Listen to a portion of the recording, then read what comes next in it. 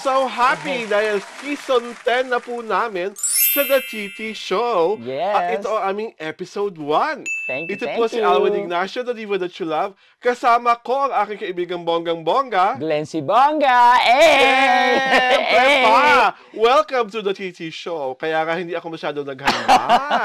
Hindi ako masyado nag-ballerina tutu skirt for today. At sa aming Instagram, kailangan talaga ito ang magsimula dahil talagang bonggang-bongga ang papasanib puwersa nila sa isang P-pop Prize concert kamakailan. At ang mga nagsanib puwersa, ang nag-vault together, sabi nga sa Voltes 5, ay syempre pa, ang Horizon, ang Kaya, ang G22, ang Alamat, at syempre pa, ang Southeast Asian Pop Superstar Group, ang SB19. Ang Kings of P-pop. Ang Kings of P-pop. Kaibigan Glenn, ano ba ang mga nabalitaan mo o napanood mo sa social media tungkol sa concert na ito? Yun nga, bonggang-bongga raw yung mga production numbers ng bawat grupo, syempre. Taka para nagkaroon pa ng yung light ano nila, di ba? Lightsaber. Ano nila yung light? Ang tawag doon? Basta yung ganon. Oo, yung SB. yung pailaw nila, Oo. may kanya-kanyang colors Oo. na sinuggest ng mga fan groups na bawat isa, 'di ba?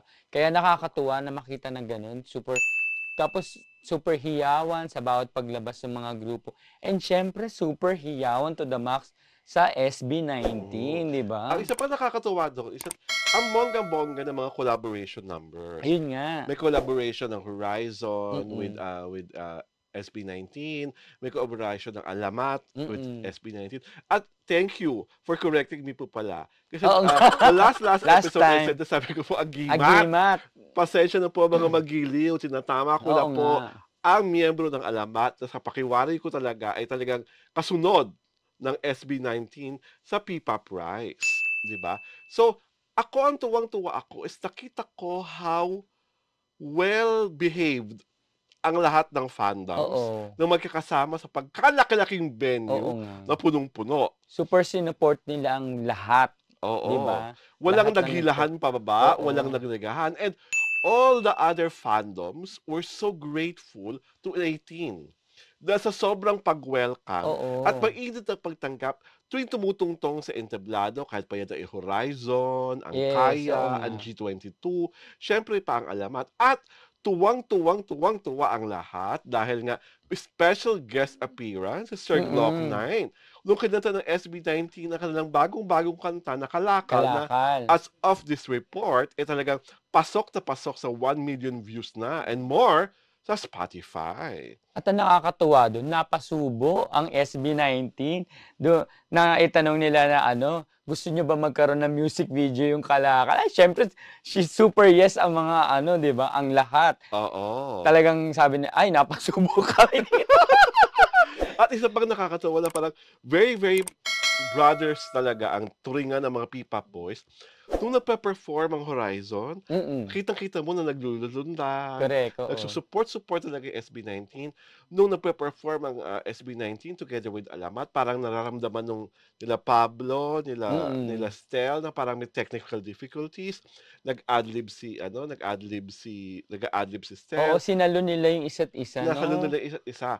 And sobrang ako talaga nanindig ang balihibig ko. Yung final number, yung What, na talagang, wow.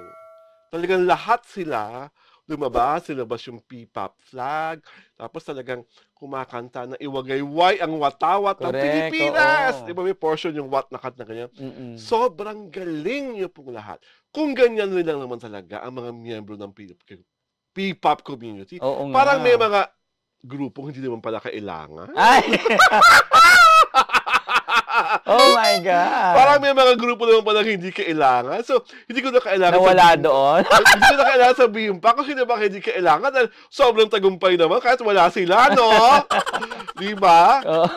Ang galing. Ako sobra akong na-impress. I didn't realize na sobrang cuteness pala ng mga taga-Horizon. Oo, as in. Diba? Meron ako isang bias doon. Ang gwagwapo nila at talaga, Alamat, napakagaling nyo. Iba yung mga kantahan nyo, iba yung pa-costume nyo, iba yung tugtugan nyo. Napaka-Pinoy, Filipino, Pero talagang wow, ang galing-galing. And then, di ba lumalabas pa nga sa X yung mga TikTok videos Yes. wherein nagsasayaw-sayaw si Ken together with the Alamat Boys, together with Pablo and Mm. Josh Callen Santos. Tapos si Estelle naman at si Justin were with Horizon. Na Yes. meron silang parang mga dance collab.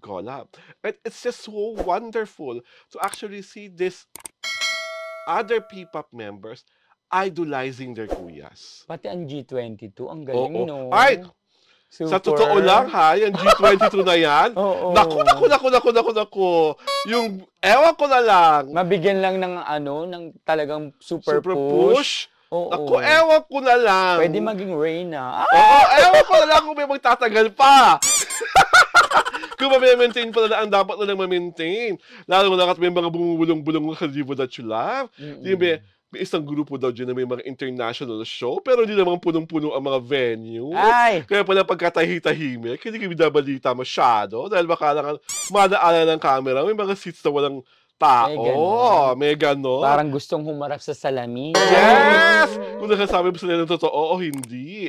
At these girls also of Kaya, yung dalawang G22 at yung Kaya, panalo. Gusto ko kasi talaga sa mga performers, yung may angas. Yung fierce.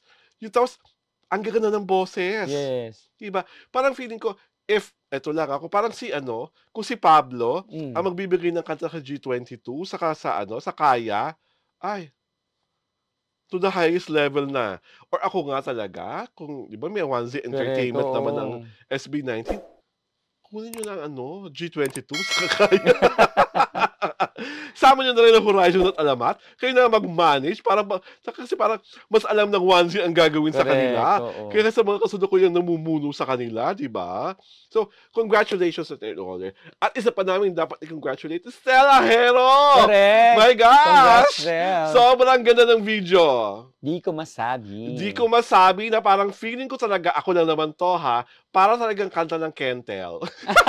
Ay, Kentel talaga. Kang Kentel talaga yun eh.